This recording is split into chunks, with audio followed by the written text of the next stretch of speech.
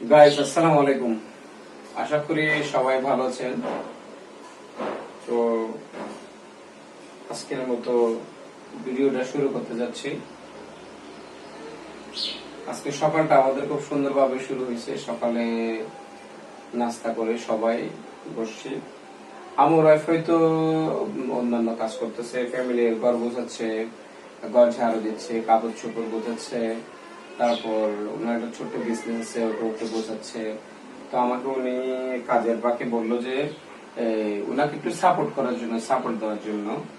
তো বলতেছে আজকে আমাদের মূলত মাংস রান্না করব, আর কিছুই করব না। সবজি মোটামুটি গতকালকে সবজি আছেই কিছুটা। তো উনি বলতেছে যে কি মাংসগুলো আমাকে একটু হেল্প করো, মাংসগুলো একটু ফুটে দাও, বা রান্নাটাও নিজে করবে, আমি রান্নাটা করব না। তো মানে বলছে আমাকে একটু হেল্প করো, আমাকে একটু সাপোর্ট দাও। তো আমি সব সময় আমার ওয়াইফকে কাজে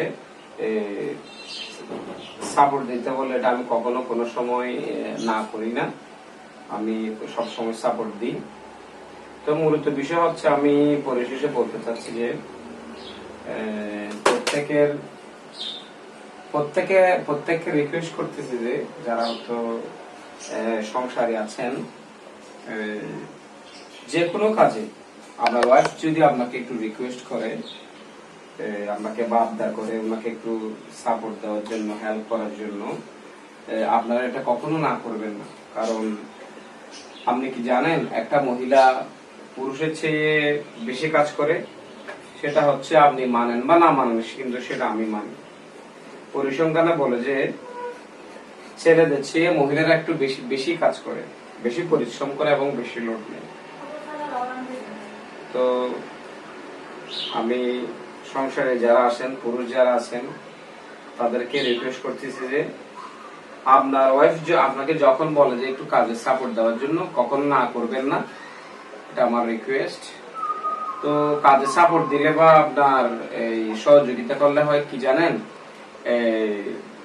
আপনার সংসারটা সুন্দর চললো, একজনের ভিতরে একজনকে মানে বন্ডিং বন্ডিং সৃষ্টি হয়, ভালো বন্ডিং সৃষ্টি হয়, সংসারটা সুন্দর চলে, সুখে শান্তিতে বসবাস করার একটা পরিবেশ তৈরি হয়। গাইস, আসসালামু আলাইকুম। আশা করি সবাই ভালো আছেন।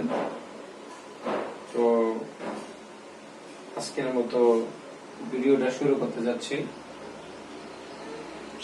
আজকে সকালটা আমাদের খুব সুন্দরভাবে শুরু হয়েছে। সকালে নাস্তা করে সবাই বসছি।